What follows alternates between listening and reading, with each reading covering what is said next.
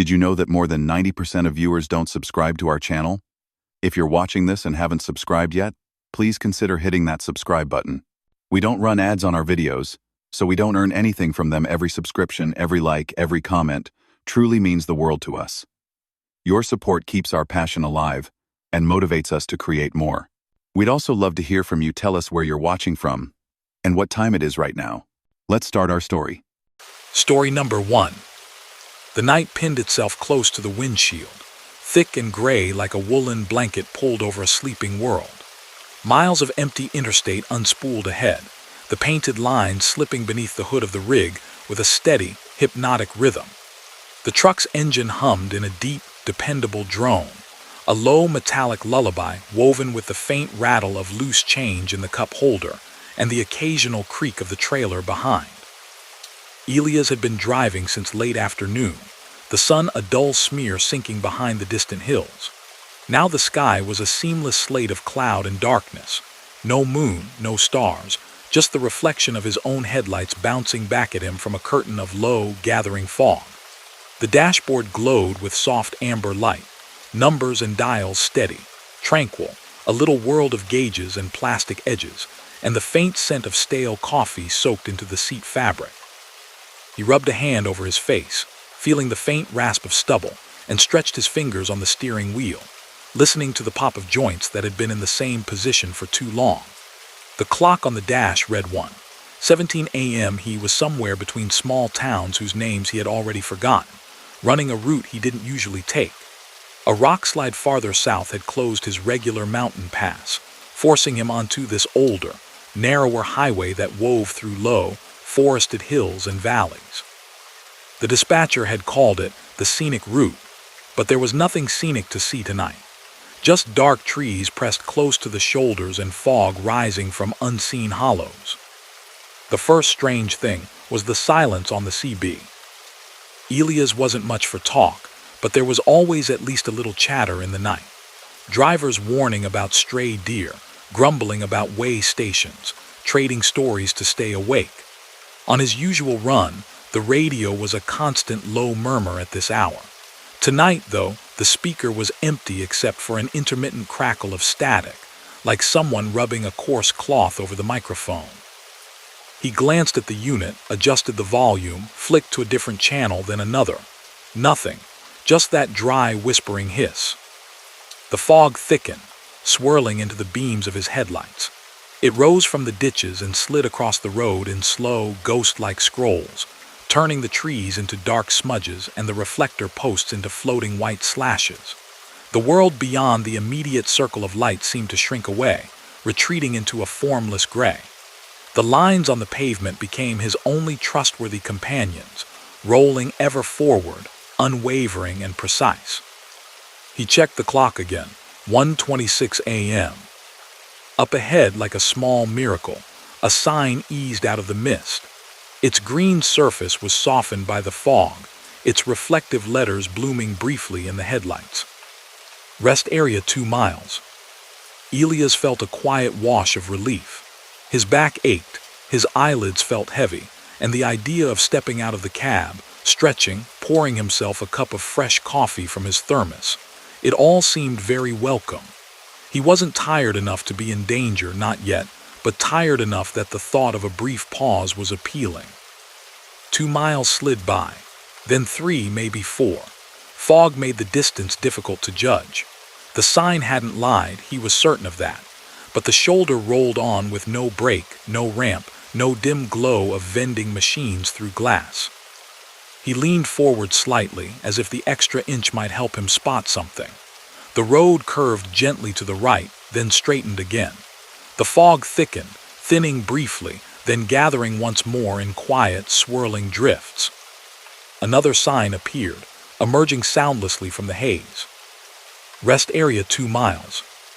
He blinked. The same green, the same white font, the same arrow angled to the right. The same small, scuffed corner in the lower left, as though something had once struck it. It might have been the same sign. It had to be another, he told himself. Maybe the first had been wrong, old, misplaced. He drove on, watching the shadowed shoulder. This time, when the 2 miles were up, the rest area arrived. The off-ramp curved gently down and away from the highway, the fog pooling thicker and brighter in the headlights. The asphalt was older here, patched, the painted lines faint and worn.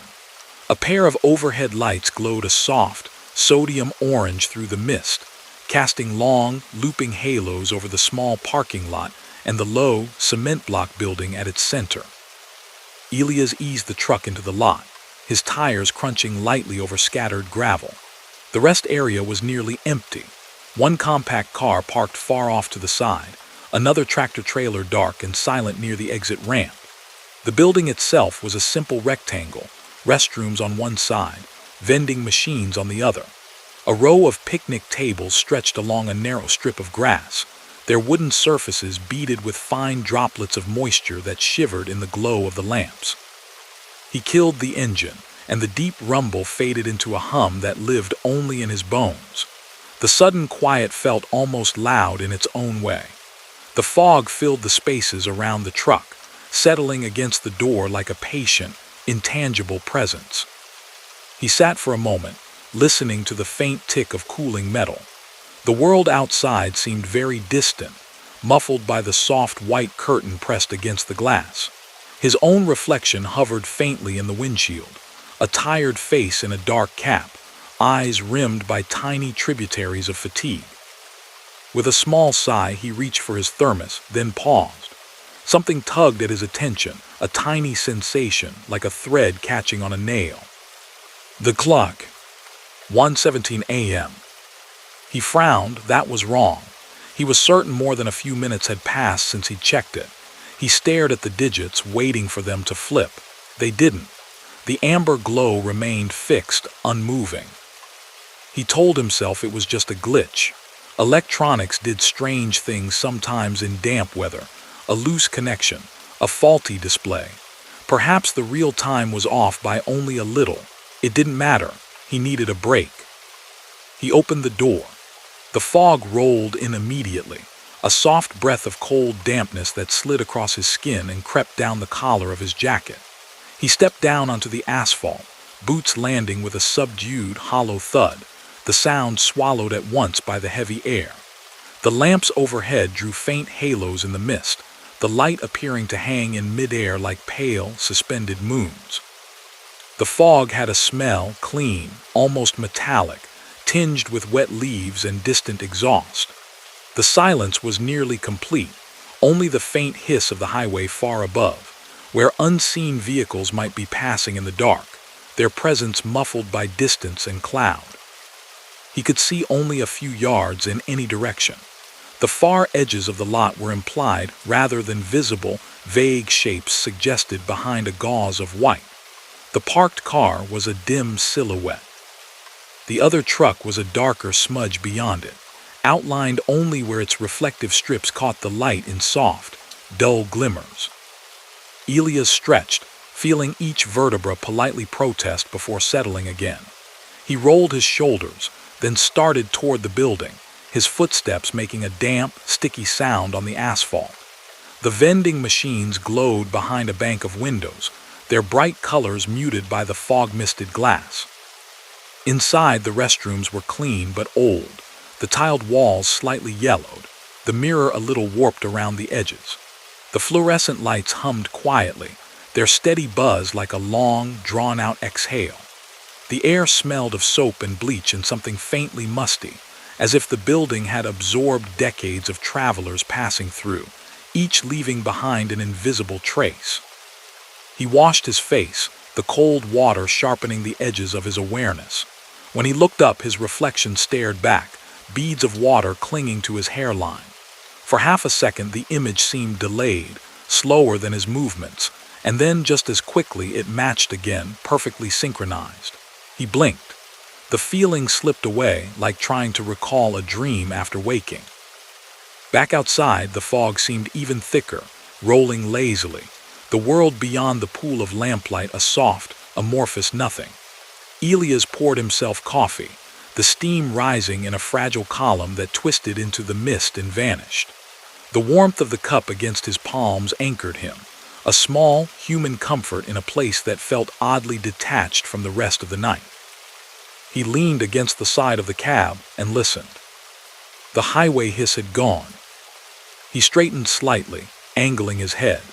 A minute before, he'd been sure he could hear the faint, constant rush of unseen cars passing on the interstate above. Now there was only the quiet, a soft, pressing quiet that seemed to muffle even the sound of his own breathing. He told himself he was imagining it, that the fog was absorbing the noise, that perhaps traffic had simply thinned. Still, it made him feel strangely alone, as though the rest area had slipped a few inches sideways, just enough to fall out of alignment with the world it was supposed to belong to. The door of the other truck opened, a distant metallic creak softened by the fog. For a moment, a figure appeared, a bulky shape in a jacket and cap, then dissolved into the white as it moved around the front of the cab. Elias caught only the faint impression of a man, the curve of shoulders, the shift of long strides. A voice spoke somewhere in the mist. The words were indistinct, just a low murmur, perhaps into a phone or a handheld radio. Another murmur followed, quieter, as though answered by someone standing just out of sight. Elias hesitated, thinking of offering a nod, some small acknowledgement of shared night and shared trade. But the fog dissuaded him. It felt like walking into a cloud, into someone else's private bubble. He finished his coffee, climbed back into his truck and shut the door. The enclosing warmth of the cab felt reassuring, the familiar sense of old upholstery and diesel and faint, lingering cologne soothing in their own way. He set the cup in its holder, checked his mirrors, nothing but white plates framed in black plastic, and turned the key. The engine came alive in a low, comforting growl. The dashboard lit up again, the clock glowing patiently. 1:17 a.m. This time he stared at it for a full minute, maybe more. Slowly, at last, the digits changed. 1:18. Something in him unclenched, not broken then, just reluctant. He eased the truck into gear and rolled toward the exit. The ramp curved up, the fog swirling in loose eddies around the hood, the overhead lamps receding behind him. For a weightless moment as the truck climbed, there was nothing at all ahead, no visible road, only blank white. Then the fog parted like curtains drawn aside and the interstate reappeared. He merged back onto the highway, the tires meeting the main lane with a soft shudder. The lines on the pavement reasserted themselves, clear and solid, leading him onward into the night. He flipped on the CB again out of habit. Static met him, gentle, persistent. He let it play in the background, a faint, comforting noise. Mile markers slipped by as small, reflective flashes at the edge of vision. 143, 144, 145. Each one a small reassurance that he was moving forward, that time was passing, that the world still held its usual order. Half an hour later, the fog had not lifted. If anything, it had thickened, the trees becoming vague, looming shapes, and then disappearing entirely behind a veil of gray. The road seemed to float through nothing, a band of lights suspended in featureless space. He saw the first sign from farther away this time, its soft green glow like a lighthouse flicker through the mist. Rest area 2 miles. He frowned, a slow tightening between his brows, and sat infinitesimally straighter. There was no reason another rest area couldn't be so close, he told himself. On some stretches of interstate, they dotted the route every few dozen miles, depending on the traffic and the terrain. But something about the angle of the arrow, the font, the scuff on the lower left corner. He passed it, watched it fade into his mirrors, the fog swallowing it whole. 2 miles slid by.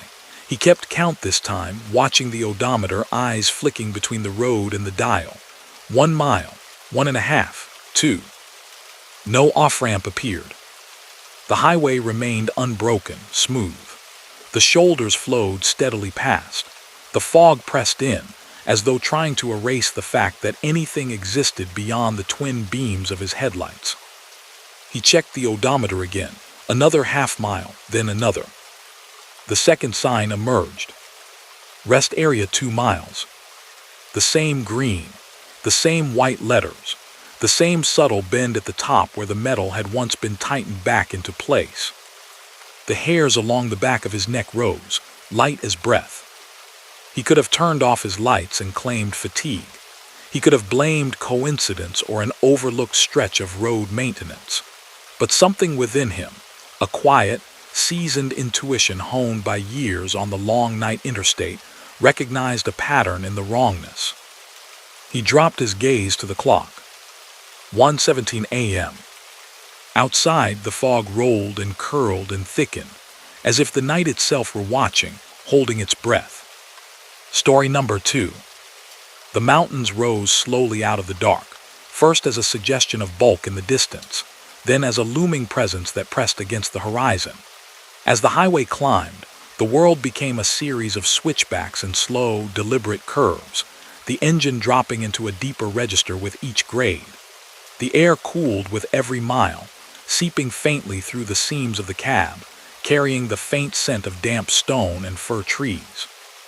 Mara liked this run more than most. The route was lonely, yes, but there was a kind of solemn beauty in hauling a refrigerated trailer through the high passes at night.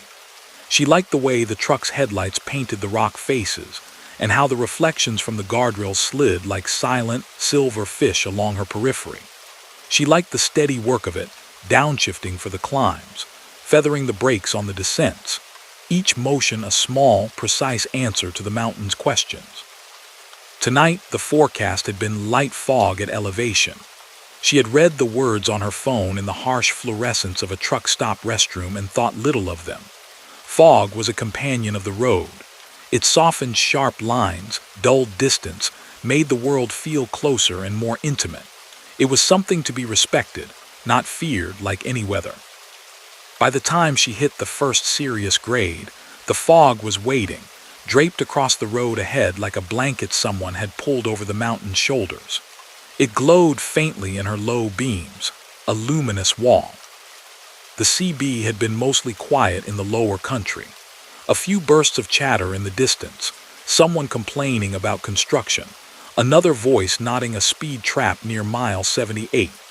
Now, as she climbed, the background hum faded until the channel sounded as empty as the road itself.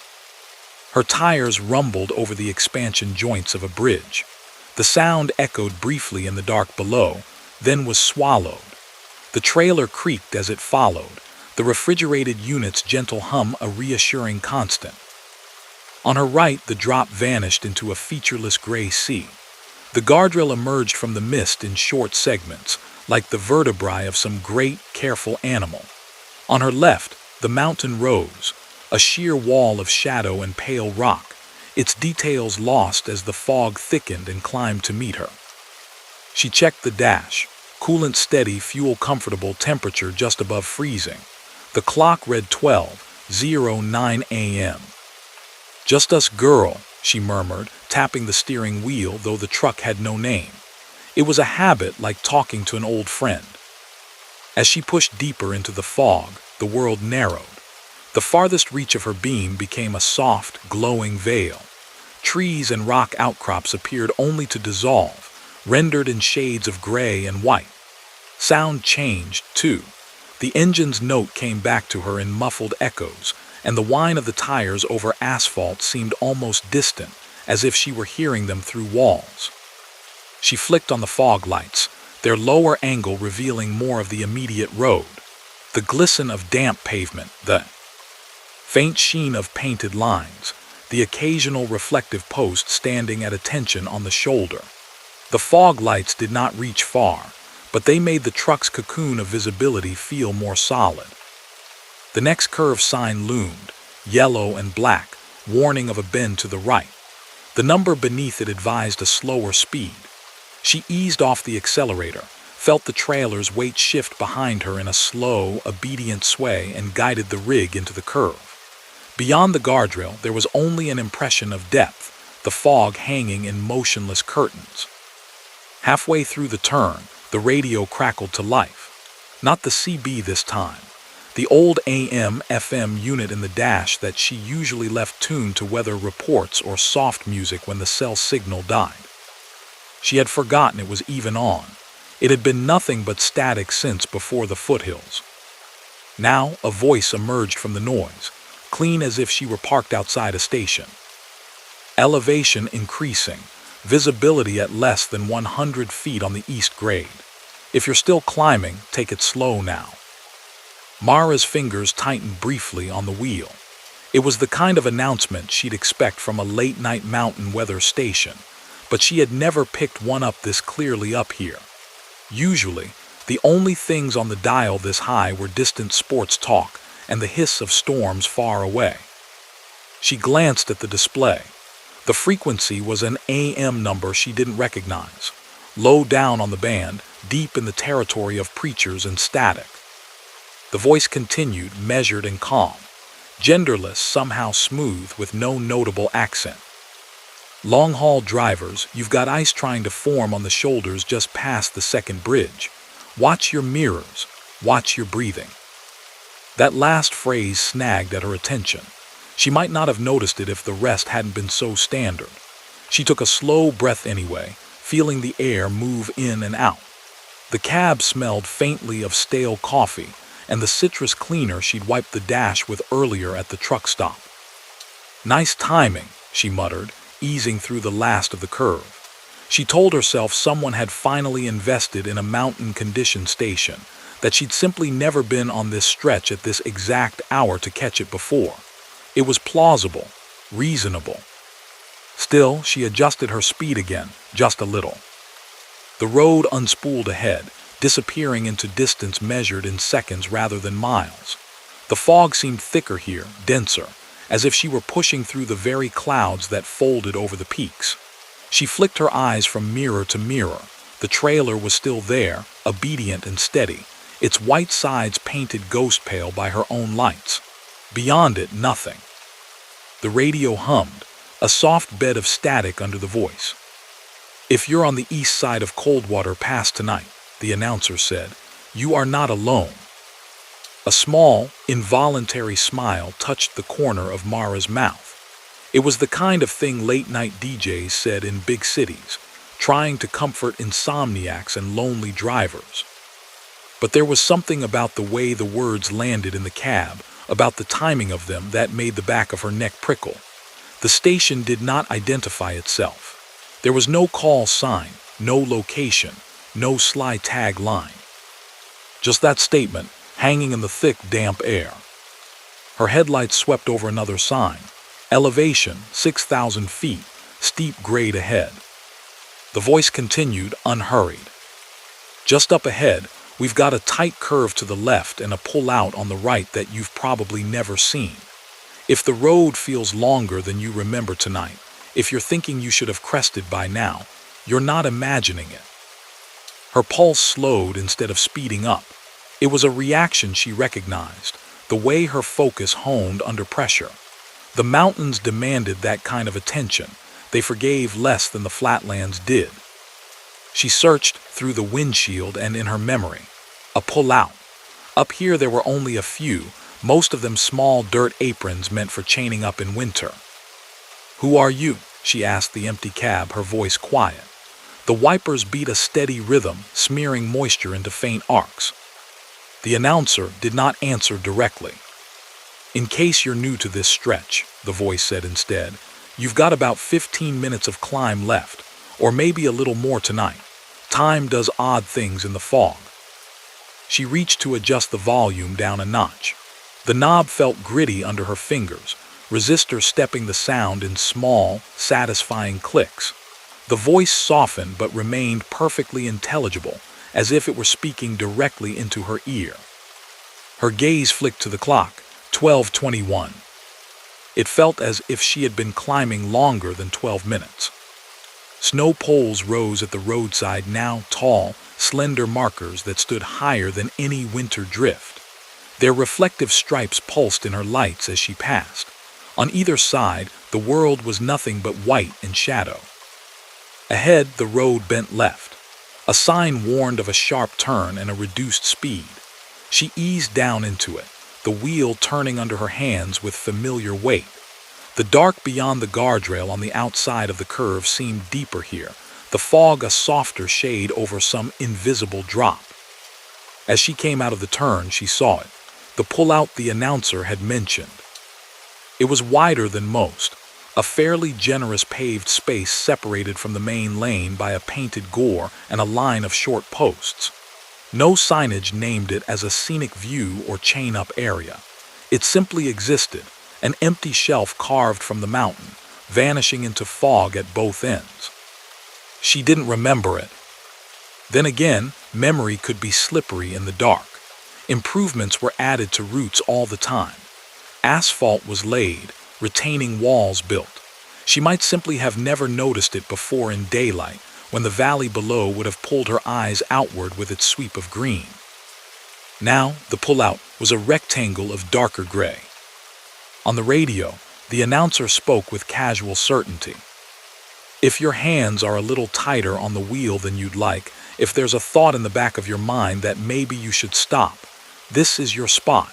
Just for a moment, just to breathe. We'll keep you company either way. The invitation pressed gently at her nerves. Stopping on a grade in fog was not by itself a strange or foolish idea. She had done it before when fatigue clawed too deeply at her thoughts, when ice turned the road to glass, when a herd of elk had decided the asphalt was better grazing than grass. But those had been her calls, born of her own assessments. This felt like an answer to a question she had not yet asked out loud. She drove past the first few yards of the pullout, intending to continue, to pat the dash and mutter some comment about disembodied radio hosts. The truck's engine hummed, the glide of the tires smooth. At the corner of her eye, something shifted. The fog over the pullout seemed to thin. Just for a second, revealing the suggestion of shape within. The faint outline of a cab, the boxy silhouette of a trailer. No lights, no reflective tape, just the impression of mass, like a memory halfway between appearing and fading. Her heart thudded once in a slow, heavy beat. Her foot eased off the accelerator without a conscious command. The outline was gone as soon as she turned her head toward it. The pullout was empty again, a featureless plate of wet pavement. On the radio, the announcer's voice softened. Sometimes it's easier to keep going, it said. Sometimes it's wiser to stop. You know which kind of night this is. She guided the truck carefully onto the shoulder of the pullout. The decision felt both deeply her own and strangely inevitable, as if the thought had been placed gently in her hands and she'd simply agreed with it. Her turn signal ticked in the cab, a hollow, plasticky metronome. The truck slowed, the trailer following in a long, patient sweep. Gravel crackled under the outer tires as they left the main lane. She came to a stop parallel to the invisible edge. The fog outside the windshield was a glowing wall. The guardrail at the outer boundary of the pullout was just a dim, silver suggestion. She set the parking brake. The engine idled, then quieted as she switched it off. The sudden absence of mechanical noise made the cab seem larger. For a few seconds, she sat in the stillness. The only sound was the faint ticking of cooling metal and the soft, distant murmur of the refrigerated unit at the back of the trailer. The radio stayed on, its glow a small, steady ember. "Good," the announcer said, as if responding to something she had not spoken. "Take your time. Check your logs, stretch your fingers. There's no hurry, not in the clouds." Mara stared at the radio, throat gone a little dry. It could have been coincidence, a generalized suggestion aimed at anyone who might have pulled over in similar conditions. It could have been comfort, not commentary. The mind had a way of hearing itself echoed in whatever it listened to. She reached for her logbook anyway. The familiar plastic cover flexed in her hand. She flipped to the current page, checked her times. The climb had taken less than 20 minutes so far, according to her entries. It felt longer, not by hours, but by something more subtle, the way a dream could stretch into what felt like an entire day before the alarm yanked it away. She flexed her fingers. They ached faintly at the joints, as if she had been gripping the wheel for much longer than she had. Outside, the fog pressed gently at the windows, glistening with countless droplets that caught and scattered her interior light into tiny, wavering stars. "You're doing fine," the announcer said.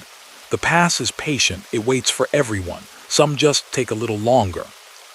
A rustle of paper sounded under the voice, the faint scrape of a chair.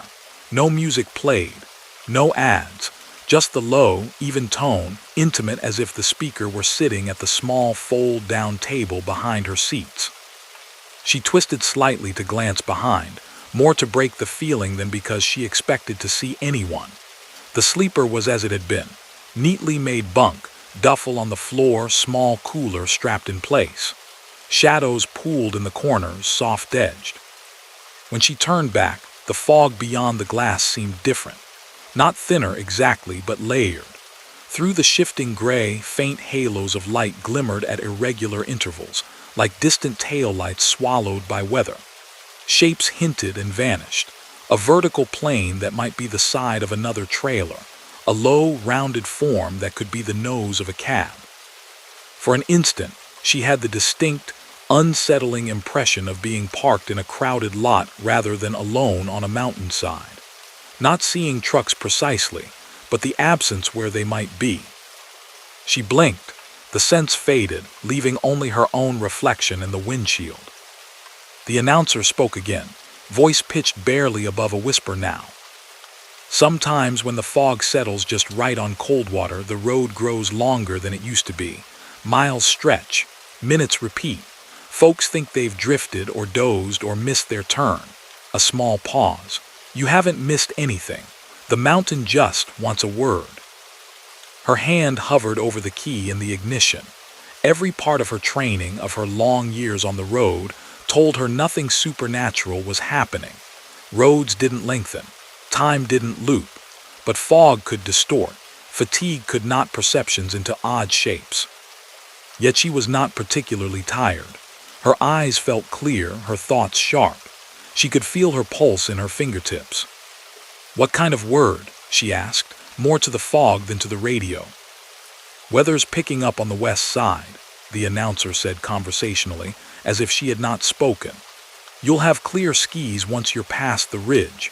Stars from horizon to horizon. Air so thin and cold it'll bite your lungs." She thought of the other side, of long descents and valley floors and the far lights of small towns. Warm diners, diesel fumes, and the murmur of other drivers at counter stools. The idea of rejoining that world had a pull like gravity. But the voice wasn't done.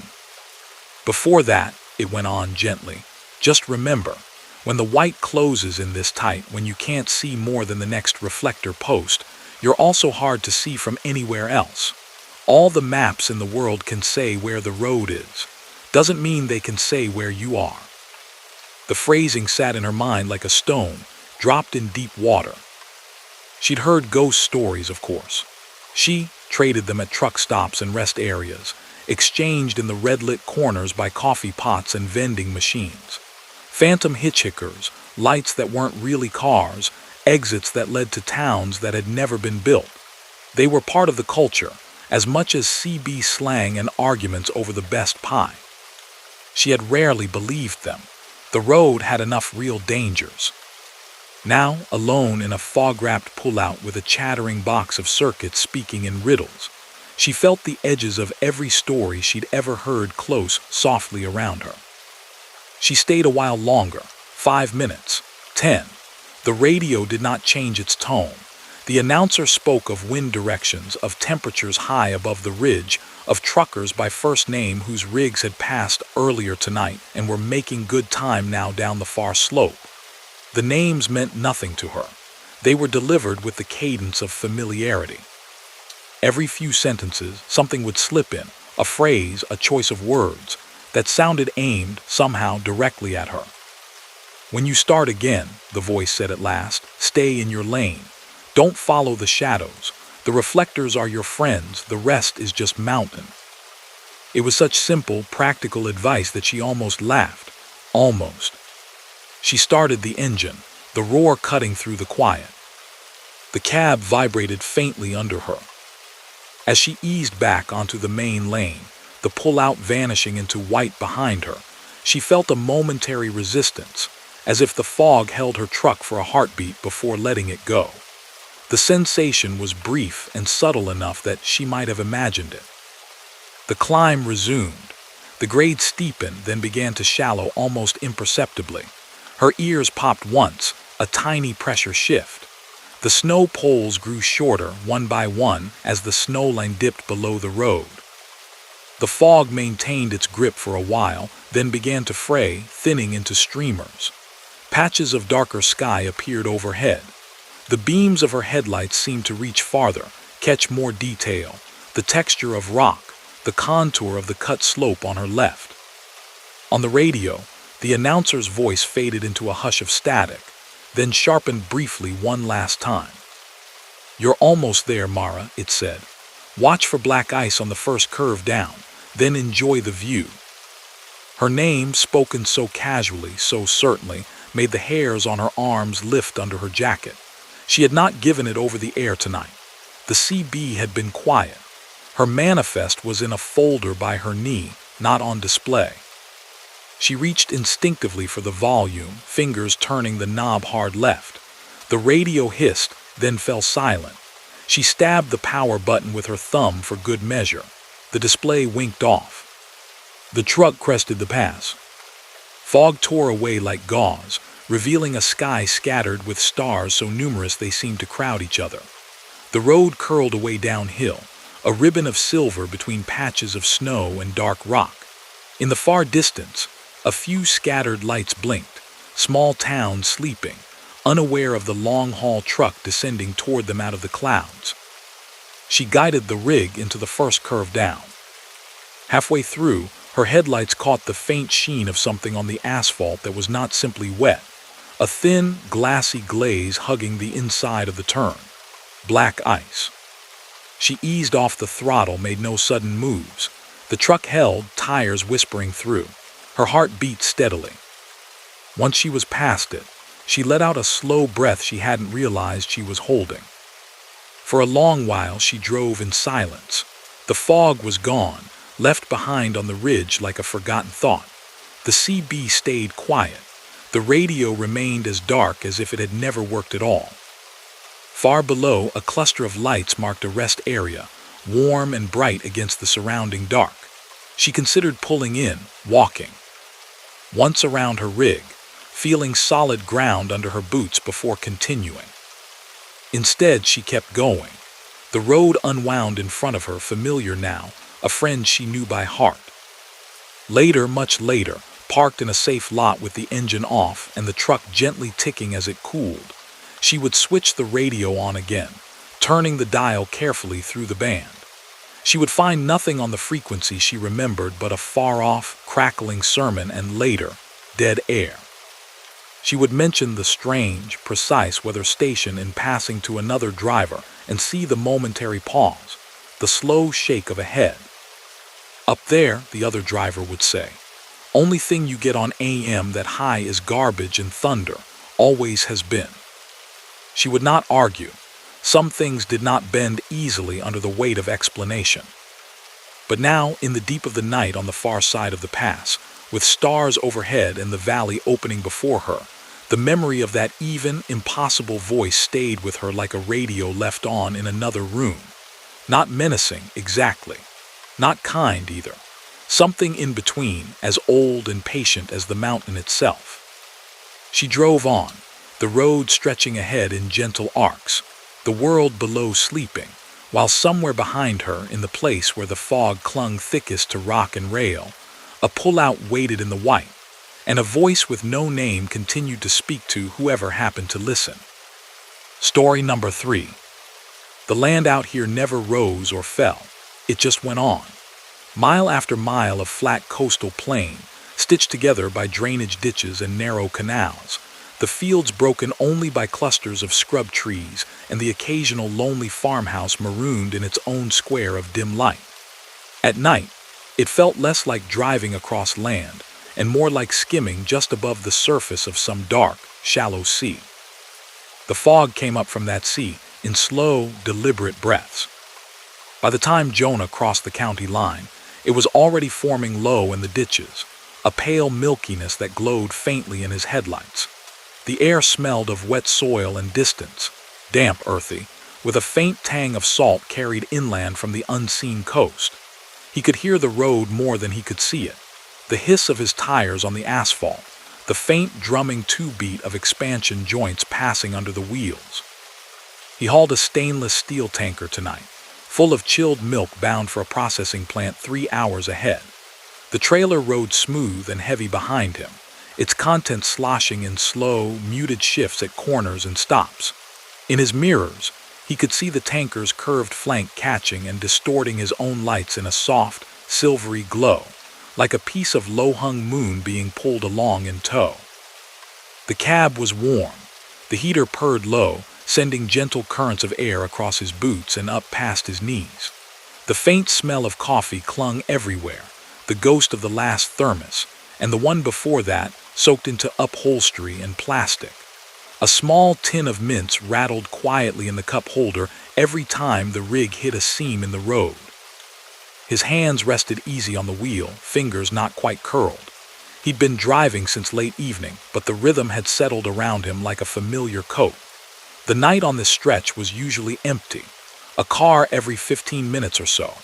Another truck sometimes, holding a respectful distance, their twin beams drawing slowly closer in the mirror and then easing away again at a pass. Tonight, the highway seemed entirely his. On either side, the fields were invisible beyond the reach of his lights. Here and there, a faint glow marked some farmhouse or barn swallowed in mist. The sky above was a deep, featureless dark, without even the suggestion of stars. The only shape was the smooth, constant sweep of the edge of the windshield, and the steady progression of dashed white lines sliding beneath the truck's nose. The fog thickened. It didn't quite fall like rain. It built, layer upon layer, rising from the ditches and low fields, flowing across the road in soft currents that made the air seem suddenly alive. It wrapped itself around the cab with curious, cool fingers, brushing the glass, seeping into any crack that hadn't quite been sealed. The wipers knocked it back when it condensed, leaving clear arcs that were swiftly blurred again by the damp. Jonah eased his foot off the accelerator, watching the speedometer fall until it matched the conditions he felt more than measured. The beam of his headlights pushed out into the fog only so far before the light itself seemed to be swallowed. The reflective paint on the lane markers shone back, little white dashes appearing one at a time, and then vanishing at the bottom of the glass in steady rhythm. He flicked on his fog lights. Their lower, broader throw picked up the edges of the road, the lip of crumbling asphalt, the pale grass on the shoulder, the occasional glint of water in a culvert. Beyond that, the world was a blank, softly glowing wall. He checked his mirrors. On either side, set just so, the chrome housings framed slices of the world behind him. The curve of the tanker, the faint halo of his own taillights reflected off gleaming metal, the empty tunnel of road stretching backward into fog. Empty. He turned the CB up a notch, more for habit than hope. A wash of static rose and fell, whispering faintly of far-off storms or distant engines. No clear voices threaded through it. Somewhere out in the murk, a seabird called, a lonely, croaking sound that had drifted inland from some marshy channel. It came once, then again, then was gone. Jonah rolled his shoulders against the seatback, feeling the soft crackle of tired muscles, but he did not feel weary in the way that troubled him. His thoughts were clear. The monotony of the highway felt almost meditative. The miles slid by in increments of painted line and green mile markers that arrived in quick, damp flashes. 212, 211, 210. Each one briefly illuminated, its numbers glistening with condensation, then gone. The fog grew thicker still. It began to feel less like air and more like something with substance. The beam of his headlights bounced back at him in a luminous, formless haze. Depth became tricky to judge. The road sounded different, the hiss of tires taking on a softer, more muffled quality, as if the fog were lying on the asphalt itself, cushioning the sound. He slowed a little more. His world narrowed to the width of his lane and a few dozen yards ahead. The edges of his vision filled with the faint, swirling movement of vapor, the tiny droplets catching and releasing light in slow, shifting patterns. A rhythmic ticking drew his attention. The right side wiper blade had developed a small hitch, a slight stutter at the far end of its arc. The sound stamped the seconds into the cabin.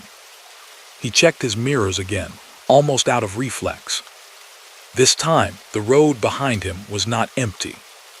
2 points of light glowed in the left mirror, low and steady, spaced just so. Headlights, far enough back that they were small but bright enough to be distinct through the fog.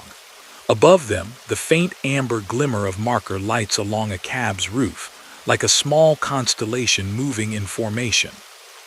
In the right mirror, the curve of his tanker caught the same glow, stretching it as it moved across the polished metal in a soft, elongated smear. He hadn't seen them approach. He glanced quickly forward, then back. The lights were closer now, but not impatient. No extra glare, no sudden beam flare to suggest someone riding his bumper, just a quiet presence following at a steady pace. He reached to the dash and thumbed the button for his rear work lights, just for a second, a brief wash of illumination along the tanker's rear to clarify the scene. In their reflection, the shape behind resolved into more than just a pair of headlights, the suggestion of a boxy front, a tall grille, a rounded hood. Old style. No sleek aerodynamic curve, the sort of truck he hadn't seen fresh from the factory in years. He clicked the work lights off again, not wanting to blind whoever was back there. The glow of their lamps returned to a soft, steady halo. "Even in," he murmured to the road, the word going nowhere in particular. The CB crackled, a small exploratory burst of static. Then a voice, low and wry, slid through. "Lead rigs keepin' it nice and gentle tonight," the voice said. "Appreciate the pace up here." It had that particular tone Jonah associated with older drivers, a kind of drawl worn smooth by years of conversation over bad signals and cheap radios. Friendly, unhurried, comforting in its way. He frowned slightly, hand hovering near the mic. He hadn't called out his handle tonight, hadn't announced himself as lead anything. He was just another truck bound east on a lonely night. The CB popped again. "Milk tanker, you catch that?" Another voice put in. This one was higher, sharper, carrying the thrumming undernote of someone riding a small adrenaline edge. "We're all tucked in behind you. Don't let us wander off, yeah." Jonah's gaze shifted instinctively to his mirrors.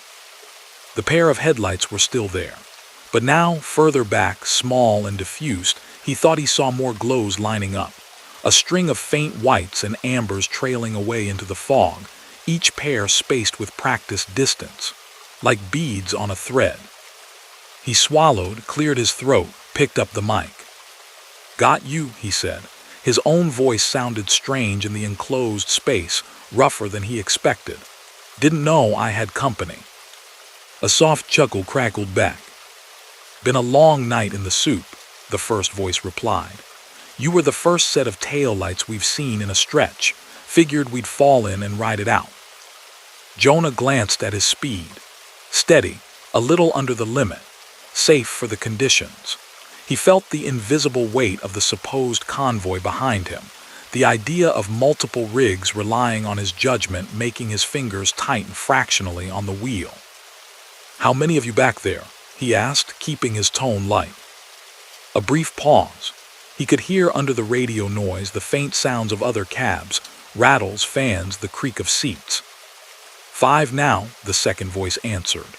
"6 if you count the guy who'll catch up eventually. He always does. You'll know him when you see him.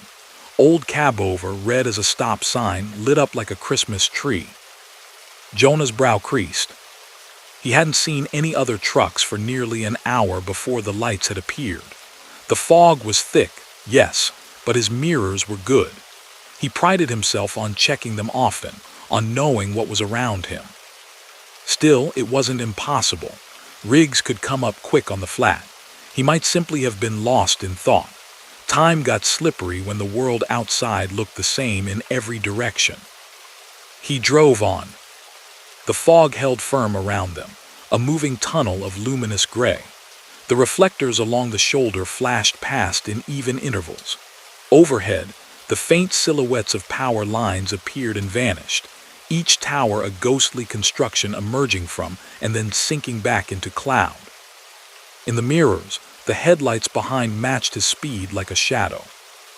The CB filled with a low murmur as the unseen drivers talked.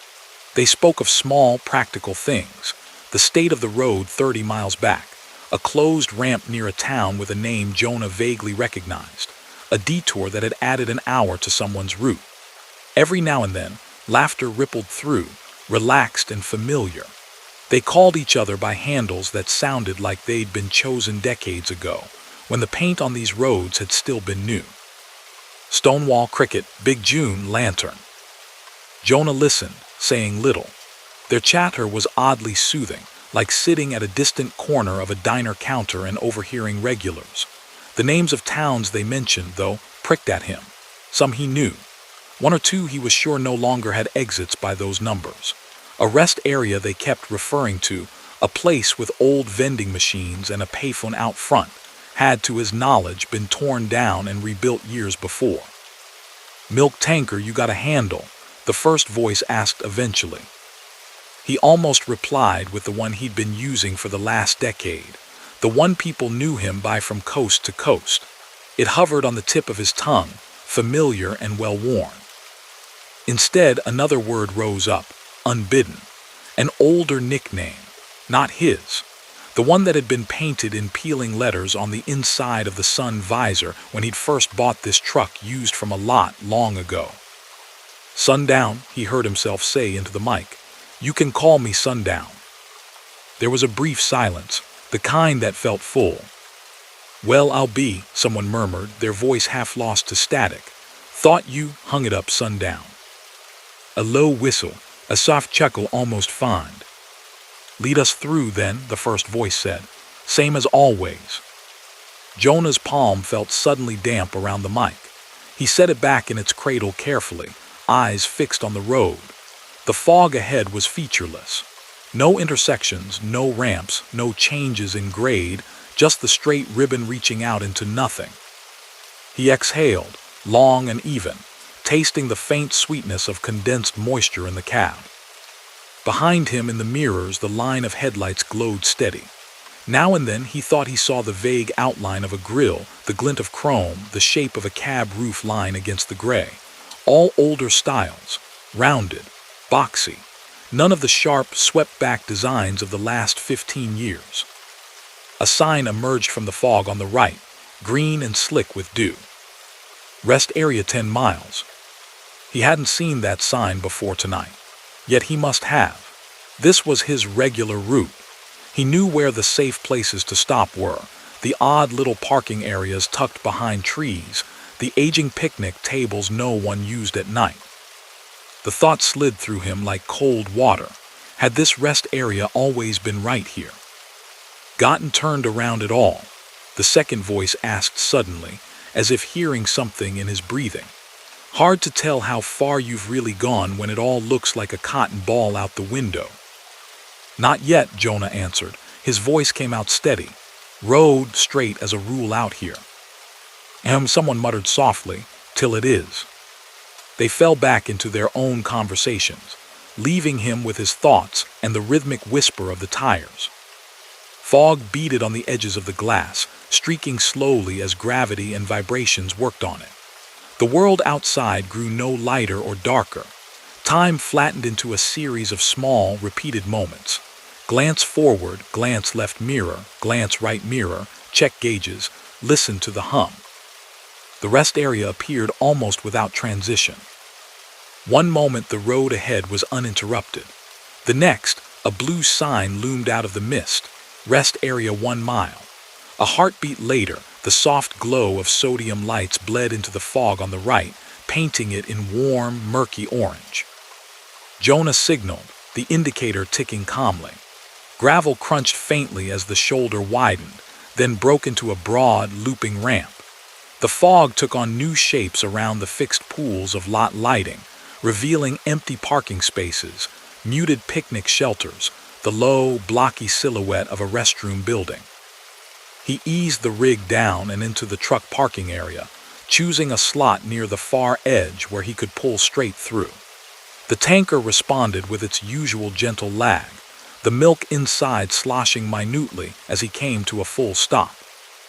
In his mirrors, the line of headlights behind him shimmered at the edge of the lot, distorted by fog and light. He waited for them to follow. The first set of lights grew larger as they approached the ramp. He could see, just on the fringe of visibility, the bulk of a truck moving in the haze. The glow shifted, lengthened, as if they were turning. And then the lights slid past the entrance to the rest area entirely, continuing on along the main highway. The beam spread elongated momentarily across the fog, then narrowed again, aligned with the road. One after another, the faint halos trailing behind did the same. They flowed by, silent and unhurried, staying in the through lane, their forms little more than impressions in the white. None turned in, none slowed. Yet the CB crackled, full of movement. "Appreciate the lead, Sundown," the first voice said. "We'll keep your taillights in sight. Catch you at the—" "Stop," another added. "You always pull into that one with the mural, can't miss it." Jonah looked out at the rest area around him. The squat brick restroom building was blank, save for a few darkened vending machines along its wall. No murals, no art, just the utilitarian lines of a decade-old state facility. The lot was empty, no other trucks, no cars, just the hum of the lights and the soft, distant chorus of frogs in some unseen pond. His heart beat slowly, solidly, as if to anchor him in his body. He switched off the engine. The sudden quiet rang in his ears. The refrigerated unit at the rear of the tanker buzzed on, then off, cycling gently. Somewhere under the dash, a relay clicked. On the CB, the voices receded, becoming muffled as if heard from another room. He could still catch phrases. "Watch the bend. This fog's something else. Remember that time the overpass vanished." They spoke as though he were still ahead of them, still carving the way through the white. He unbuckled the seat belt with hands that felt slightly distant, rolled his shoulders again. Everything inside the cab was the same. Dash lights glowing their familiar colors, the faint rattle of the mint tin when he shifted his weight, the worn shine on the edges of the steering wheel. He reached up, almost absently, and flipped down the sun visor above the driver's seat. The old lettering was still there, faint and flacking, a call sign stenciled in black paint that time had mostly lifted. "Sundown." He ran a thumb over it. The paint felt dry, brittle. It had been there since long before the truck was his. It should have meant nothing more than a quirk of the vehicle's past. Outside, the fog pressed close to the windows, orange in places from the lot lights, blue-gray where the highway ran beyond. He could see the faint blur of motion as yet another pair of headlights slid past, never quite resolving into a solid form before slipping back into the dark. He listened as the CB carried the sound of engines he could not hear through the glass, wheels rolling over a road he could see only in his mirror's memory. The convoy moved on without him, yet somehow with him, bound up in a route that felt displaced. After a while, the voices thinned.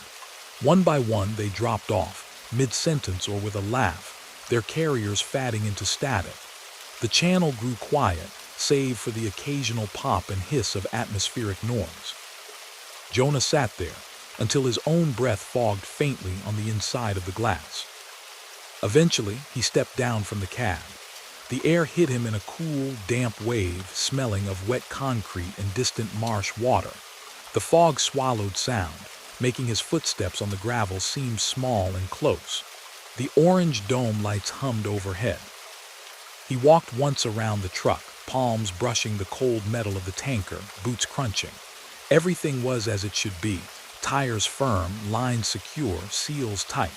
No other rigs rolled through the lot. No engines idled. The highway's presence was more suggestion than noise. At the rear of the trailer, he paused. The convex stainless panel there, polished from years of washing, reflected a warped version of the world. The fog, the lot lights, his own dark shape. If he tilted his head just so, he could see a ribbon of the highway behind him, curved, distorted into a gentle arc. For a heartbeat, the reflection changed. The empty road filled with faint, overlapping glows, taillights and headlights, cab markers and trailer strips, layered deep into the distance. Shapes of trucks lined up one after another, stretched along a path that seemed to disappear into a depth the real highway did not have. They were hazy, incomplete, as if the steel were catching the memory of something instead of the thing itself. Then he blinked, and the tanker held only the pale smear of fog and the soft orange of the rest area light. Back in the cab, he closed the door carefully, shutting out the chill. The heater resumed its low sigh. The CB sat quiet, its small green light an indifferent eye. On the clipboard beside him, the one he used for delivery slips and bills of lading, something lay that had not been there when he'd started this run. It was a narrow strip of paper, yellowed at the edges, with typewriter ink faded to soft gray. A convoy permit by the look of it, listing several truck numbers and routes. The date at the top bore a year older than the truck itself. In the space marked lead driver, one word was typed in with particular firmness. Sundown. His own handwriting looked nothing like the neat, compressed letters. He had never owned a typewriter. He stared at it for a long moment, the engine idling softly under his feet. His heart did not race. Instead, a profound, almost gentle stillness settled in his chest. The feeling was not quite fear, not quite calm, something in between. The same way he had felt cresting a hill once to find an unexpected vista of ocean, endless and quiet. He folded the paper carefully and tucked it into the back of the clipboard, without really deciding to. When he finally pulled out of the rest area and eased the rig back onto the highway, the fog remained, but it felt different somehow, less enclosing, more like low cloud he was simply moving through. The beam of his headlights seemed to reach a little farther. The white lines on the pavement appeared with a touch more clarity. No headlights followed in his mirrors.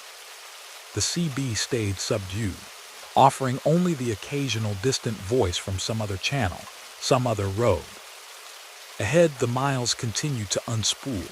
One by one, the land flat and patient beneath the weight of night and moisture.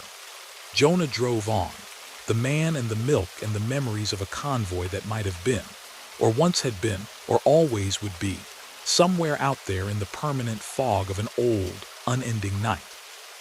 Every so often, he glanced at the visor, at the faint ghost of that old call sign. And in those moments, when the road emptied entirely and even the frogs fell silent, he would ease his speed just a little, as if for a line of trucks he could no longer see, leaving enough space in front of him for someone else to follow. Story number 4. The Northern Highway did not cut through the forest so much as thread its way between endless ranks of trees, a single pale seam in a quilt of dark evergreens. In summer, it was a corridor of green and light. In winter, it became something more austere, a narrow strip of cleared earth edged by trunks black against snow, the sky a low, constant ceiling.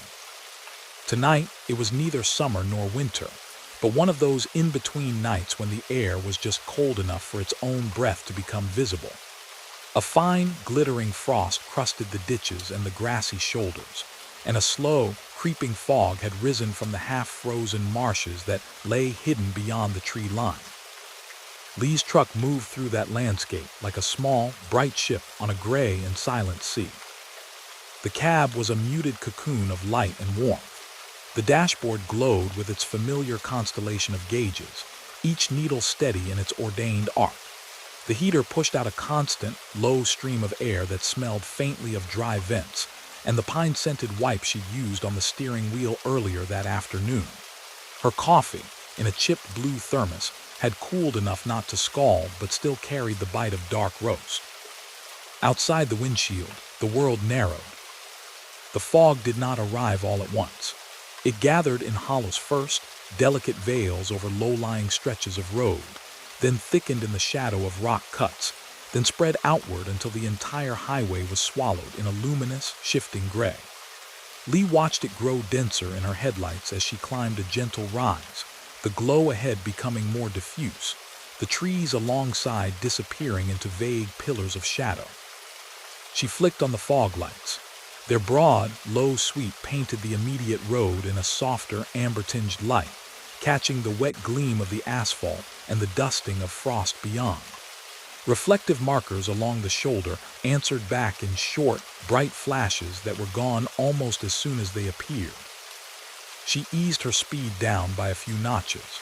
The engine's tone slipped into a slightly lower hum. The trailer, an aging refrigerated unit with her company's logo fatting along its sides, followed obediently behind, its weight a steady, familiar presence. The CB rested in its cradle, volume turned low. It had been quiet for most of the evening. A few drivers earlier in the night had traded road condition updates, mentioned a moose near kilometer 222, swapped opinions about the state of the last truck stop's coffee. Now, as the highway wound farther from towns and timber camps, the channel had become a soft, intermittent hiss. Lee adjusted her grip on the wheel, settling into the slow-burn focus of night driving. The fog made everything feel closer, the edge of the road, the line of trees, the invisible stretch of space ahead. The outside world shrank to a moving tunnel of light, and the steady thrum of the drivetrain under her feet became the anchor point around which other sounds arranged themselves. Beside her on the passenger seat, her phone lay face down. There was no signal out here. The last faint bar had slipped away an hour back. On this route, that was normal. What was less usual was the way the fog lingered even on the shallow rises. Up here, above the low marshland, it usually thinned. Tonight, it did not. It flowed with her, as if it had decided to climb as well, curling over the tops of the guardrails, seeping around the trunks of spruce and pine until the forest looked like it was growing out of cloud. Kilometer markers slid past in glimmering intervals: 247, 248, 249. The numbers were white on green, tiny islands of certainty in the gray. She checked her mirrors. In the wide rectangle of the driver's side mirror, the scene repeated. The pale ribbon of her own headlights reflected off the wet pavement trailing behind, the soft curve of her trailer's side, the darkness of the road beyond, eaten by mist. In the convex lower mirror, the world was distorted, bent into a slight fisheye that caught more of the shoulder, more of the frosted roadside grass. Nothing behind her, no following vehicles, no unexpected shapes. She adjusted the right mirror slightly, more out of habit than necessity, then let her gaze return to the windshield. The road bent, a gentle arc to the right. The reflective posts by the shoulder traced the curve ahead in a dotted, receding line. Far off through the fog, she caught the faint suggestion of a light, warm and orange, low to the ground. A farmhouse, maybe, or a yard lamp outside a logging road. Her radio, tuned to a local station that had become nothing but noise, gave a small, staticky pop. Lee flicked it off with a thumb, unwilling to add the anxious crackle to the dense quiet. The CB, instead, rose in her awareness, its low hiss as much part of the cab's soundscape as the wiper's muted swish. She turned its volume up a hair, just enough that if anyone nearby called out, she wouldn't miss it. Outside, the fog breathed. There was no wind to speak of, but still the vapor moved. It drifted in loose, slow streamers across the beams of her lights, breaking and reforming like gauze in water. Every so often, the pattern of its movement conjured shapes, a suggestion of a figure by the roadside that wasn't there, the impression of a wall ahead that dissolved into ordinary emptiness. Lee felt those phantom images come and go. She did not chase them with her gaze. To drive in heavy fog was to accept that the brain would try to find ghosts where there were only droplets and dim light. The kilometers ticked on. She was somewhere past 260 when she checked the left mirror again and saw another truck. It sat a comfortable distance behind her, its headlights a soft, paired glow through the fog, its markers along the cab roof a muted row of amber dots. It hadn't been there moments before, not within visible range at least, but it could easily have come up out of the murk behind her in the time her attention had been forward. She watched it between blinks, between breaths, the way one might keep an eye on a distant ship while piloting one's own. In the mirror's reflection, the oncoming truck's shape was indistinct at first, just the sense of mass and motion. As it held its distance behind her, the light from her own taillights began to play faintly off a surface beyond, the curve of the other truck's trailer, catching red glimmers. Her own trailer was white, company name stenciled in blue letters the length of its side. She knew the font by heart, had seen it on dozens of her fleetmates' rigs, identical on all of them. The reflection in the mirror showed white metal behind, with blue letters crawling along it, broken and warped by distance and by the fog. For a second, the perspective lined up just so, and she could read them as clearly as if she were looking at her own vehicle from the outside.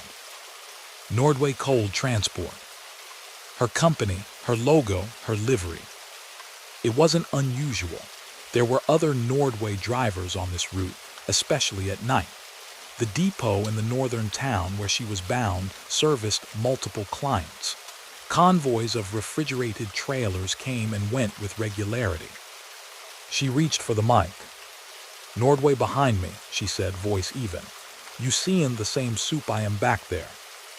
Her own words came back to her through the cabin speakers a fraction of a second later, slightly flattened by the radio's timbre. That was normal, too. There was always a tiny mechanical lag, just enough to be perceptible if one listened for it. What wasn't normal was the second reply. "Nordway ahead of me," came a voice. Same tone, same cadence, same faint rasp at the back of the throat, her voice. "You gettin' deja vu or just me?" Lee's hands tightened on the wheel. She had not yet said that second sentence. She glanced at the mic in its cradle, then at the CB unit. Its small display showed the channel number, unchanging. The transmit light was dark. "Copy that," the same voice added a half-beat later. "Fog's thick as stew." She had been about to say precisely that. For a moment, time in the cab felt braided, two threads overlapping. What she had thought a second ago, what she was thinking now, and the faint, metallic echo of her own speech playing catch-up with both. She cleared her throat. "Nordway behind," she tried again, choosing her words carefully this time, speaking them slowly. "What's your 20? You out of the same depot?" The CB crackled, a soft blossom of sound. On the other side of that thin layer of static, her voice answered. "Incoming to Eastport," it said. "Same as you." A short pause. "We've done this one before." Lee's gaze snapped from the unit to the left mirror. The truck behind her, Nordway, white trailer, blue letters, held its distance. The ghost of the logo rippled along its side in the limited light. Its headlights were perfectly aligned with the lane. No drift, no sign of impatience or error. Her stomach tightened, not in fear exactly, but in a sort of quiet bracing. The kind of feeling she'd had years back, cresting a hill to see a herd of caribou in the road, knowing she had exactly enough time and space to stop calmly if she behaved exactly right. "You got a handle?" she asked, hearing the slight breathiness in her own question. "Lee," came the reply. It was like hearing a recording. The words sat in the cabin air between her and the fogged glass, as unmistakable as the shape of her hands on the wheel. Outside, the world narrowed further. The fog pressed in. The beams from her headlights became thick, solid columns. Shadows of trees passed by at the very edge of visibility, black bars here and gone. The other truck's headlights burned steadily in the mirror.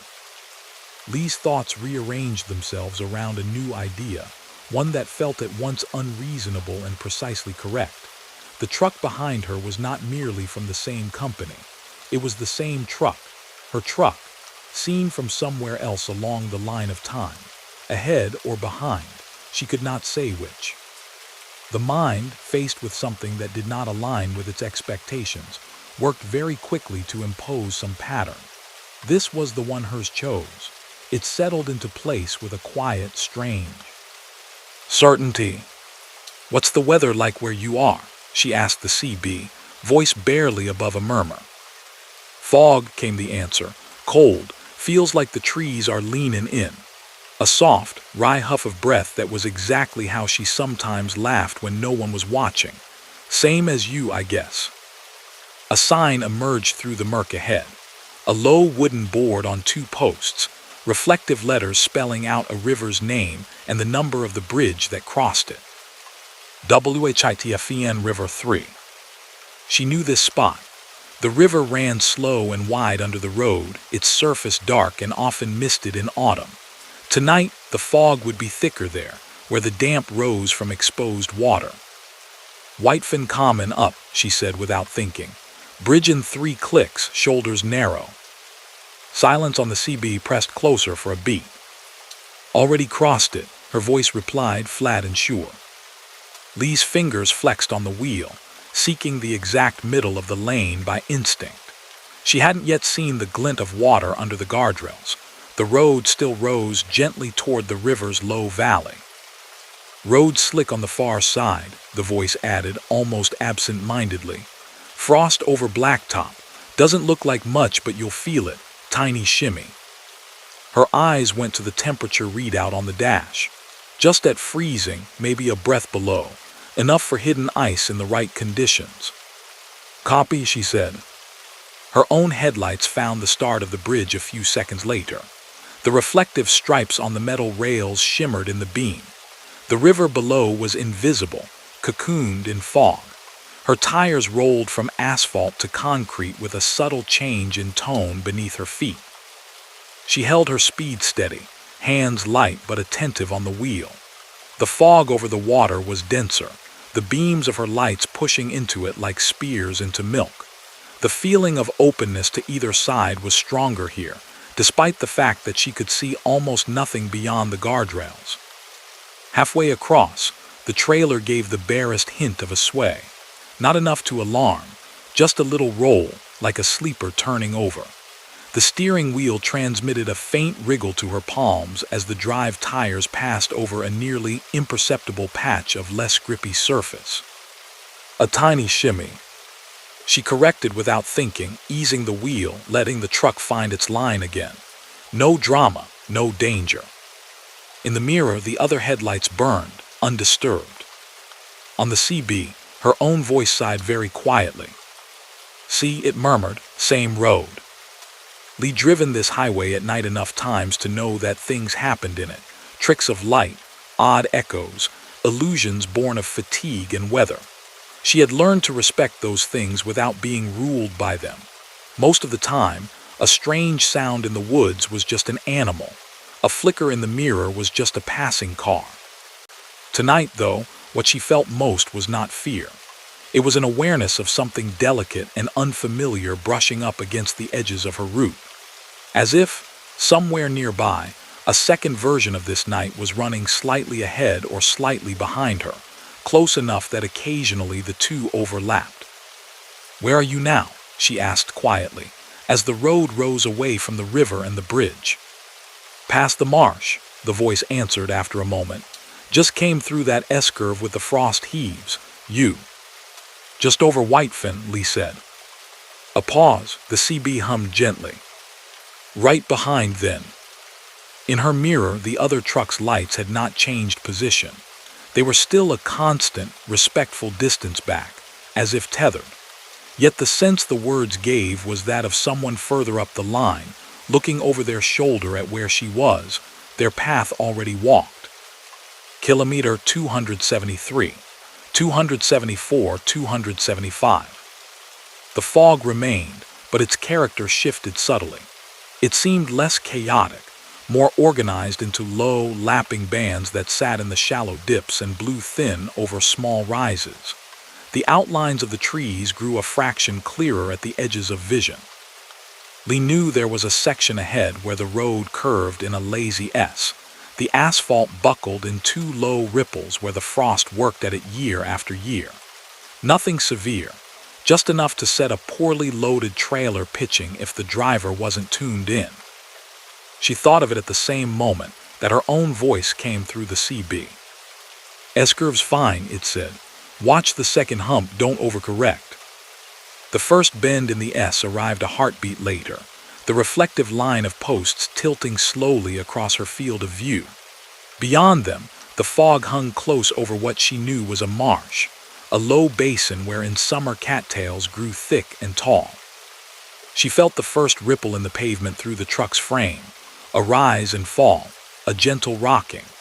The second came almost on its heels, and for a fraction of a second, the trailer's weight pushed a little more insistently against the tractor, urging it outward. Her hands moved before conscious thought, easing the wheel in a way that absorbed the motion instead of fighting it. The truck rode the movement smoothly. Behind her, the headlights did the same. It occurred to her then that the warnings she was hearing from that echoing version of her own voice were all ordinary ones. Nothing dramatic, no proclamations of doom, just small, practical notes about frost and curves and the personality of a familiar road in unfamiliar weather.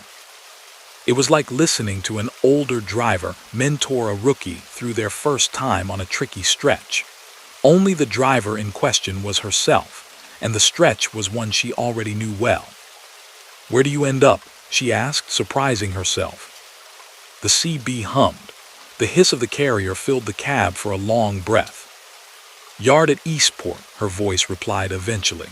19 bays, one overhead lamp that flickers by the far fence, coffee in the office that's been on the hot plate too long. You know it. She did. She could see it in her mind's eye. The gravel lot, the chain-link fence, the smell of diesel and cold in the air. The ways the harbor lights beyond painted the low clouds in soft orange bands. "What time?" Lee asked. "Early," the voice said.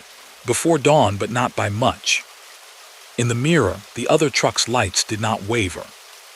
Lee's thoughts drifted briefly to all the weird stories she'd heard in freight offices and truck stop corners, of phantom headlights that led drivers to safety, of old rigs seen parked in rest areas years after their wrecks had been hauled away, of CB conversations with voices from storms long past. She had always tucked them into a mental drawer labeled tailies, alongside talk of lake monsters and lights in the sky. Now she wondered, not so much whether those stories were true or false, but whether some of them might have started on nights like this, nights of fog and long stretches of road, where time felt less like a straight runway and more like a looped ribbon, its edges occasionally brushing. The kilometers unwound. The highway began a gradual descent toward the coast. The smell of the air changed almost imperceptibly. Beneath the damp, cold scent of forest and frost, a faint tang of salt crept in. The fog thickened again in pools, then thinned where the land rose, then thickened once more. At kilometer 290, a faint glow appeared on the horizon through the gray, a soft, ill-defined bloom of light that marked a town ahead. Eastport, still some distance away, but present enough to tint the underside of the clouds. In the mirror, the headlights of the twin truck burned on, neither nearer nor farther than they had been. "You with me?" Lee asked. "Always," her voice replied, almost matter of fact. There was a gentleness to it now, a tone she did not often hear in herself. "Don't worry about when we part ways, just drive your piece." The yard at Eastport crept closer with each soft, damp breath of the night. As she neared the outskirts of town, the fog broke into ragged curtains. Streetlights along the entry road glowed in fuzzy halos. The silhouettes of warehouses and low industrial buildings emerged, their edges softened. A sign pointing toward the harbor flashed reflective blue and white. At the turn for the Nordway depot, she flicked on her signal. The indicator ticked in the cabin with its familiar plastic sound. The truck began to slow, engine brake muttering softly. The trailer followed, the steel in its frame groaning just audibly in the quiet. She checked her mirrors one more time. The headlights behind were still there, still perfectly placed. For a moment, she imagined they would follow her all the way into the yard, that the other truck, her own or not, would turn when she did, ease through the same wide gate. She made the turn. The chain-link fence and its swinging gate appeared out of the mist, topped with loops of dull razor wire. The yard lights cast broad cones of cold light across the gravel, illuminating rows of trailers sitting silent and still. She straightened out in the entrance lane and glanced back at the highway. The other truck's headlights rolled past the depot road, continuing along the main highway. They didn't turn, didn't hesitate. They flowed by as if carried on a different current. In the mirror, for one last instant, her fog lights and theirs lined up exactly, beams overlapping in a perfectly layered V of illumination. Then the angle shifted, and the glow slipped away into the night, swallowed by fog. The CB gave a small, final crackle. "See you when we see you," her own voice said, distant and faint. "You'll do fine." Then the speaker fell silent, the hiss of the carrier thinned to nothing. Lee parked in her assigned bay, the familiar crunch of the yard gravel under the tires a small, satisfying sound. She set the brake, killed the engine.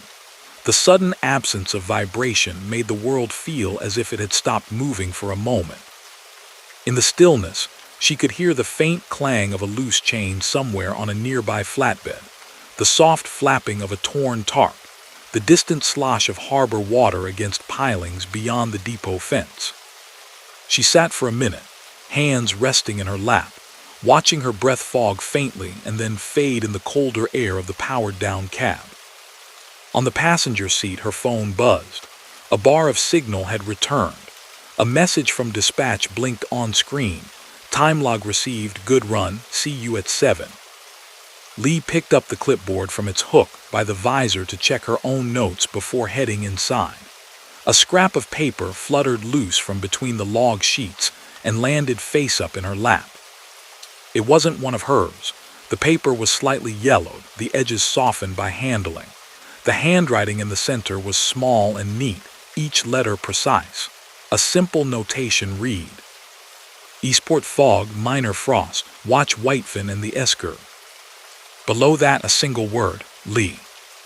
She traced the outline of her name with one fingertip, feeling the faint impression of ink, long since dried. When she stepped out into the yard, the fog hugged the ground in low patches. The air nipped at any exposed skin. The depot office's windows glowed warmly, a rectangle of orange in the dim. Somewhere beyond, down the highway, 2 headlights might have been threading their way through the last bends toward town, or away from it. She shut the cab door with a gentle thump, the sound muffled by mist and distance, and made her way toward the light, the memory of her own voice in her ears like the last notes of a song that would, inevitably, loop again someday. Story number 5.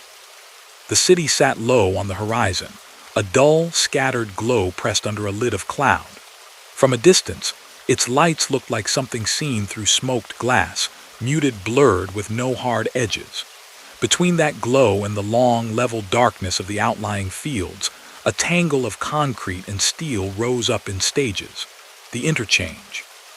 Carlos had always thought of it as a sort of mechanical forest. By day, the overpasses and flyovers arched over one another in clean, confident sweeps, each lane a branch in a massive artificial tree. By night, it was more like a floating maze of lights and shadow, elevated ribbons of road, held aloft by columns that disappeared into darkness below. The fog made it stranger. It had been creeping in for the last hour of highway.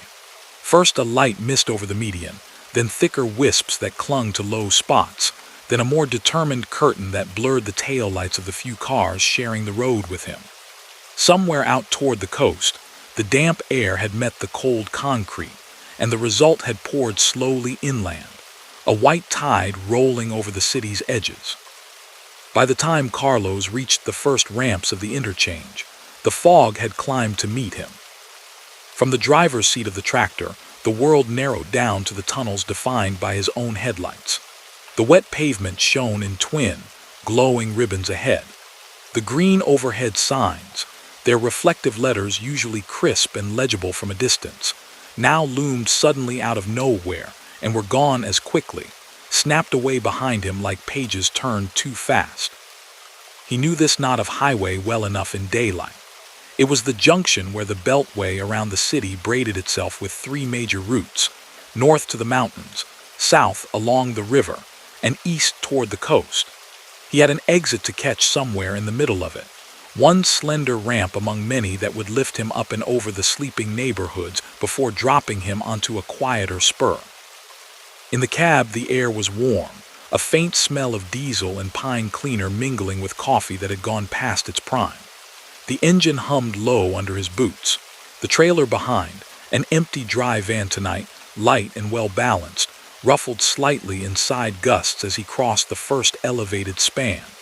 The guardrail to his left was a silver line, to his right a similar ribbon of reflected paint.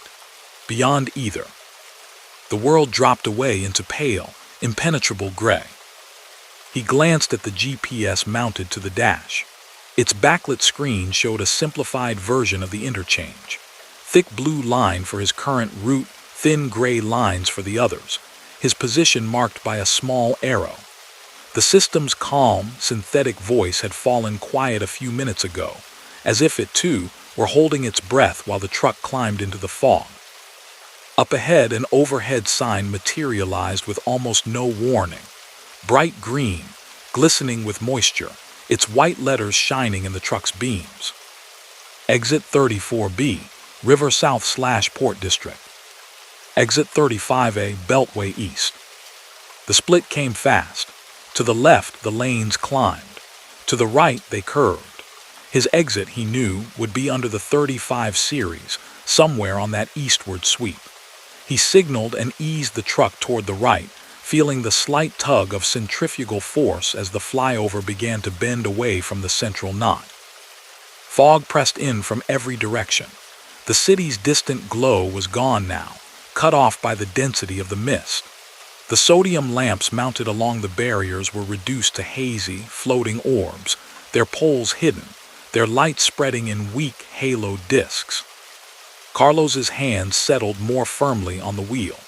This was the kind of weather that turned familiar interchanges into new territory, each ramp and merge feeling like a surprise. He watched the painted lane lines pass beneath him in rhythmic flashes, trusting them more than the half-seen roll of guardrail and signs. The road climbed again, higher this time. The angle of the cab shifted until he could feel the weight of himself pressed a little extra into the seatback. He knew, in a distant, rational part of his mind, that the pillars holding this flyover aloft were solid, sunk deep into bedrock. But with the thick fog erasing everything beyond the immediate edge of the pavement, it was easy to imagine the truck moving along a strip of road suspended over nothing. The GPS chimed softly. In 1/2 mile, keep right to take exit 35C, the device intoned, its pronunciation flattening the numbers. Then keep left. 1/2 mile, Carlos murmured, more to the rhythm of the road than an answer. His voice sounded small in the cab, absorbed by upholstery and warmed plastic. From somewhere below and to the left, the faint rumble of another vehicle drifted up. The sound was muted, all bass and no treble, like hearing a train through thick walls. A glance in the mirror showed nothing but his own trailer and the dense, glowing white beyond. The next overhead sign appeared abruptly, almost close enough to touch. Exit 35B, Beltway East Airport. Exit 35C, River East. The arrows beneath were sharp, clear, their meaning unambiguous. His chosen path, marked with the exit number the dispatch sheet had given him, lay in the right 2 lanes, then curved left around a sweeping arc. He signaled, checked again for lights in his mirrors. then guided the truck into the indicated lane. The fog seemed to thicken then, if that were possible. The glow of his headlights bounced back with greater intensity, making the space ahead feel even more confined. The reflective paint on the road, the dashed white and solid yellow, shone with a clarity that felt almost surreal. Everything beyond those marks was swallowed into softness. The ramp veered left, further away from the core of the interchange, rising again. The sensation of climbing layered over the sensation of turning produced a brief, vertiginous moment in his gut, like the bottom of a roller coaster run played in slow motion. He breathed steadily, feeling each inhale fill his chest. Each exhale missed faintly on the cooler patch of glass near the side window. The heater's fan ticked quietly on its low setting. Somewhere in the back of the cab, in the sleeper, a metal hanger rattled once against the closet rail with the shift in angle, then went still. Up here, the sounds of the city were a rumor. He could just make out the distant, amorphous hush of traffic far below, a kind of vast, slow sigh, more felt than heard. Now and then, a horn blared briefly, dampened almost beyond recognition by distance and fog.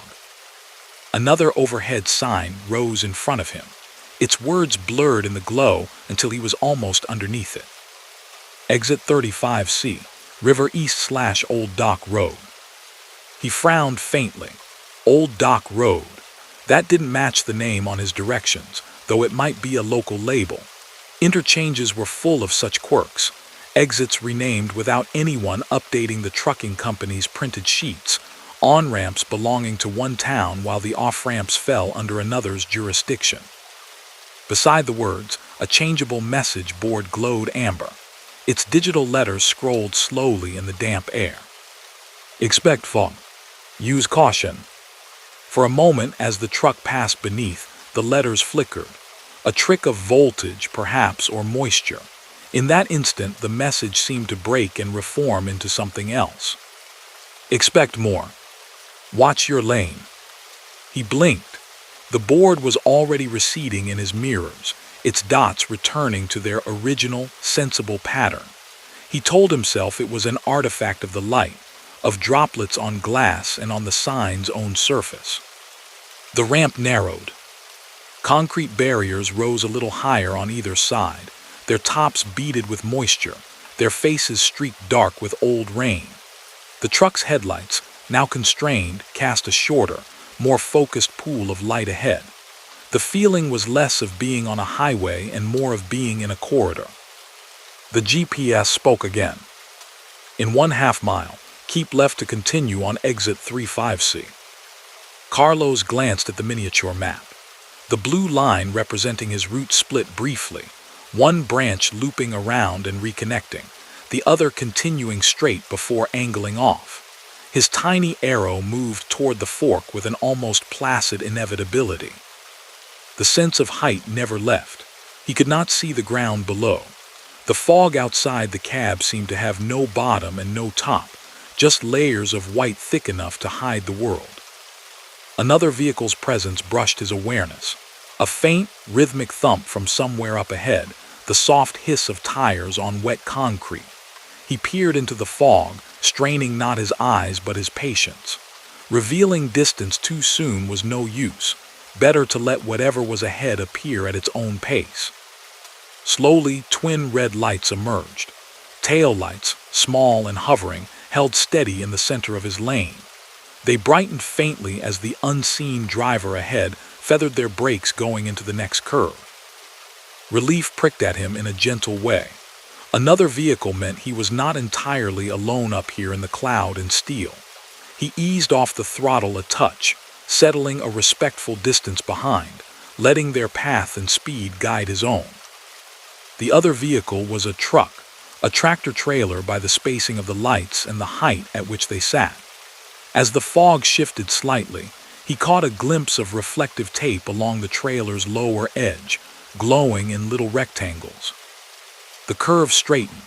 The road ahead stretched for a short, straight run, the barriers on either side converging toward a point that vanished into whiteness. The other truck's taillights held steady, neither drawing closer nor slipping away. The GPS chimed once more. "Keep left to continue on exit 35C," it instructed mildly.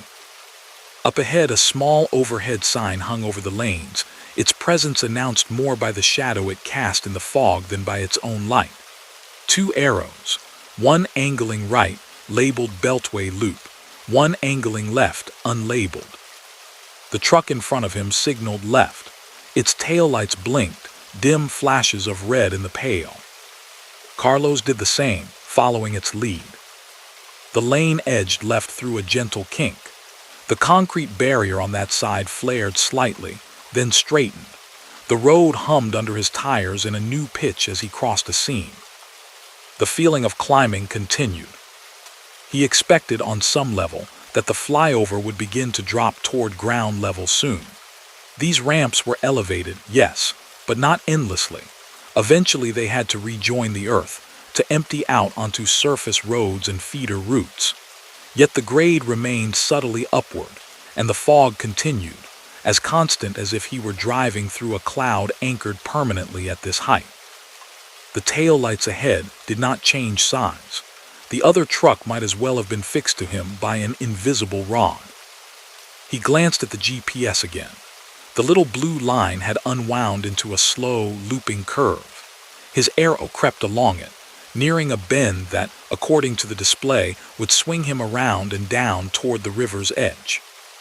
The name of the road at the bottom of the screen, beneath his current route, read, River East/Old Dock RD. Then, for the briefest moment, it flickered. River Elsewhere. He stared. It flickered back, letters resolving again into the expected abbreviation. The narrow, grayscale map did not wobble. His arrow stayed its course. The concrete under his tires changed again. The texture transmitted subtly up through the suspension and into the steering column. It was the difference between old, smooth pavement and a patch laid more recently, the faint rise of a corrugation. The air in the cab felt dense. Not hot, not stuffy, simply present, as if the fog outside had pressed its weight against the thin walls and glass, making the interior atmosphere weightier in sympathy. In front of him, the taillights pulsed once as the other driver tapped their brakes. An overhead gantry appeared, ghostly in the muteness of the night. Overhead scale, all trucks right lane. Way station 1 mile. Carlos frowned. There was no way station listed in his notes for this route. The last one he'd passed had been on the other side of the city, back when the air was still clear, and the stars had not entirely surrendered to cloud. The truck ahead signaled right. Its trailer lights winked, beads of red in a line. Carlos hesitated only a moment, then followed. Up here, with visibility barely reaching the next 100 feet, ignoring the path taken by a local, or at least a driver who seemed to know what they were doing, felt unwise. The ramp they moved into did not look like a typical way station entry. It was narrower, yes, and flanked by lower barriers, but there was no distinct break from the rest of the elevated structure. The sense of height did not change. The illusion was that of being shunted onto a slightly apart section of the same airborne road. From ahead through the fog, a soft glow emerged. Not the hard white of headlights or the amber beads of truck marker lights, but a diffuse, cool blue radiance spread low across the road. The truck ahead rolled into it. For a moment its trailer was outlined from below, edges picked out in pale light. Then it passed on, taillights dimming as it went beyond. Carlos's own truck entered the glow. The source was a platform built flush with the concrete. A long, rectangular bed of light set into the lane, broad enough for a tractor-trailer to sit upon entirely.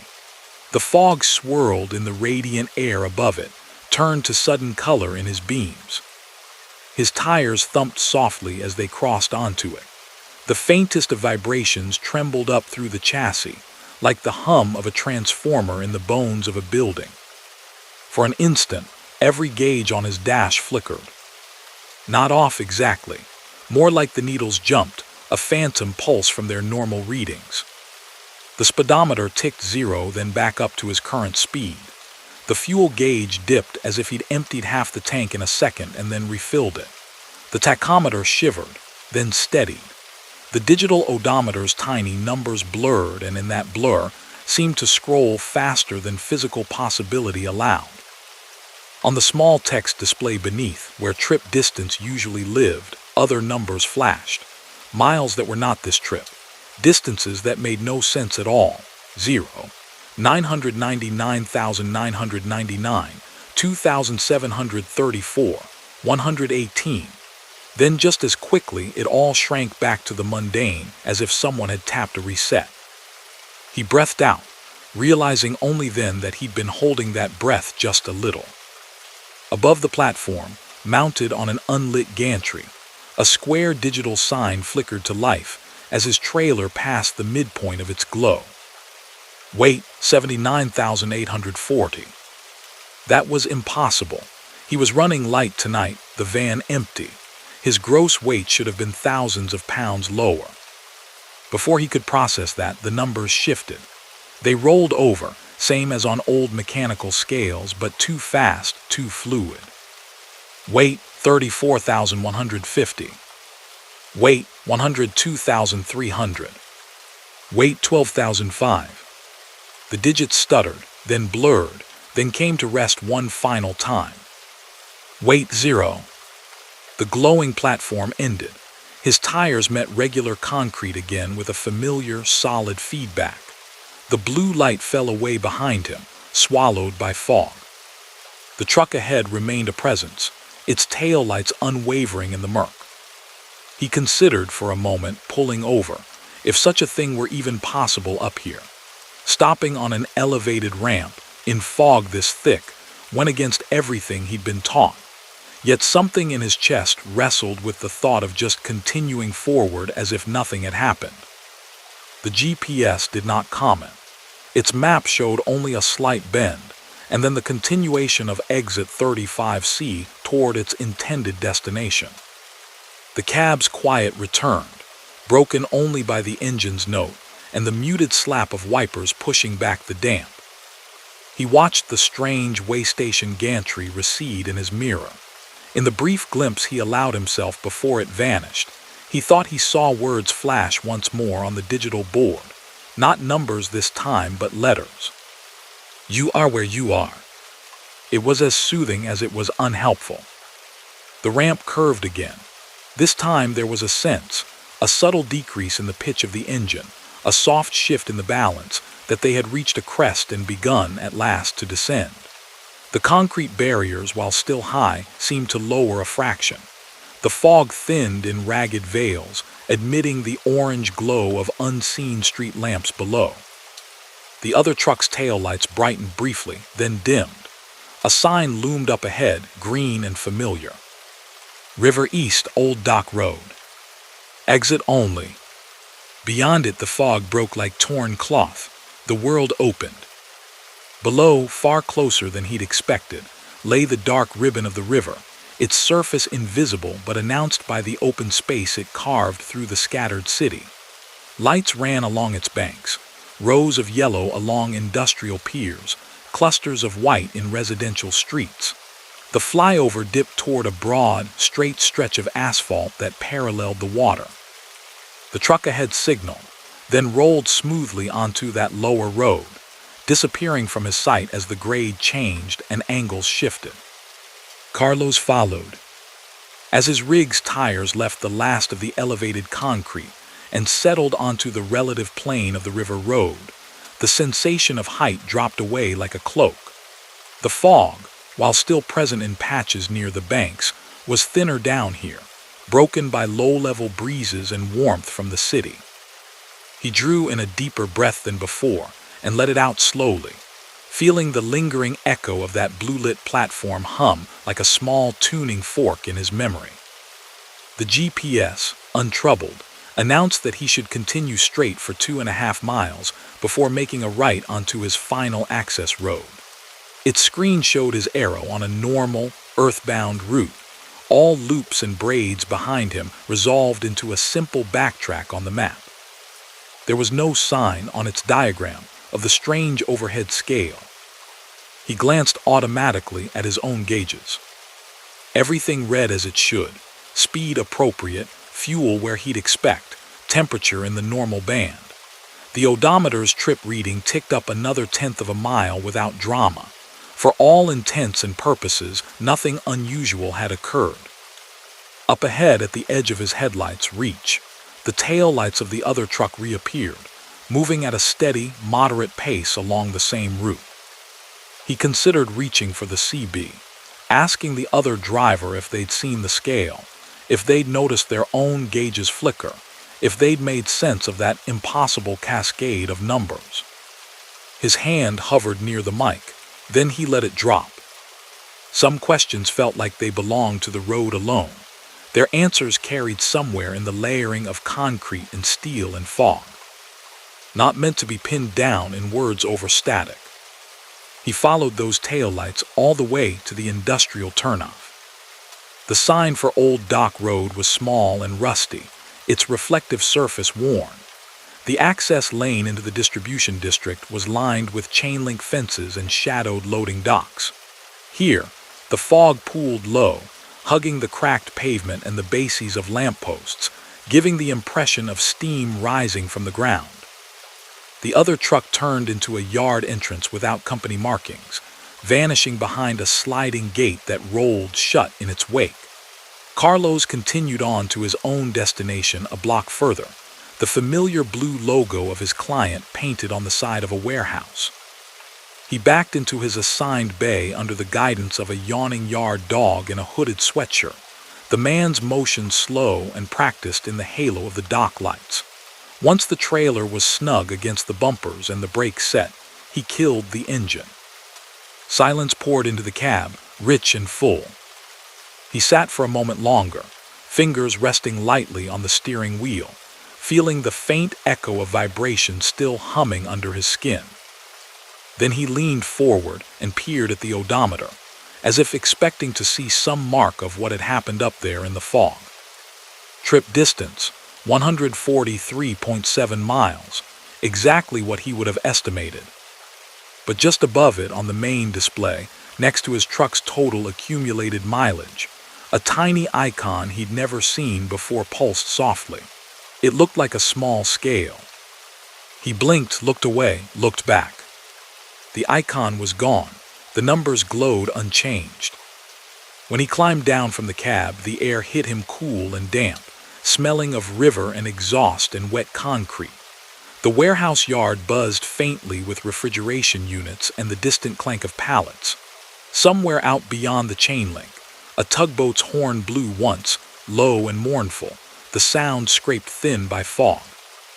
Later, swapping notes with another driver in the break room, he mentioned, casually, the overhead scale on exit 35C, expecting confusion.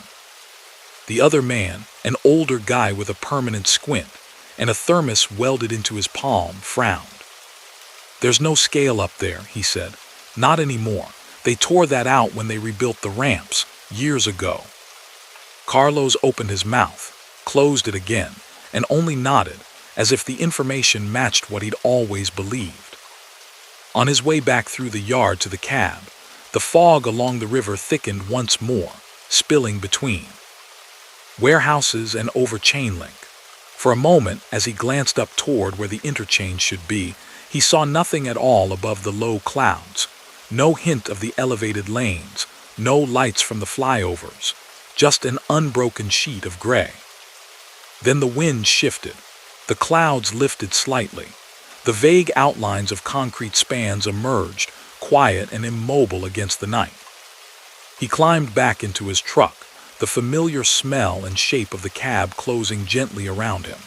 The engine turned over at his touch, settling into its steady idle. The dashboard lit like a small, contained galaxy. His route out of the city would take him a different way this time, the manifest sending him south along the river instead of back through the elevated tangle. That was fine. There were always other roads. As he eased through the gate and onto Old Dock Road once more, the fog swirled around his headlights in slow, deliberate curls. For a moment, faint and thin as breath on glass, He thought he saw a line of glowing digits hanging in the mist above the street. Not numbers this time, but letters. You are where you were. Then the wisps broke apart, and there was only the night, the road, and the whisper of the tires carrying him onward.